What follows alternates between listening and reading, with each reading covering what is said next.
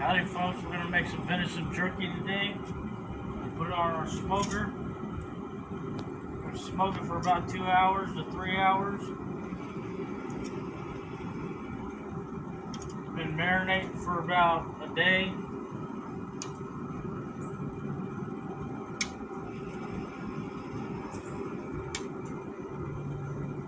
Alright, we got our jerky on. We're going to add some cayenne to this. Get it nice and spiced up. We're going to add a little bit of red pepper to it.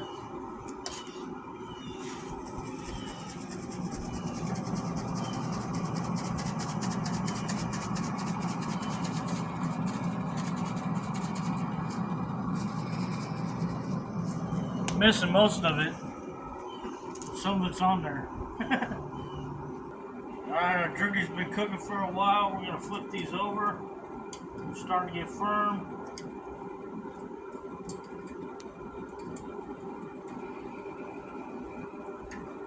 Alright, we got them all flipped. We're going to give about half an hour and let them cook a little longer until they firm up. And that's it for now.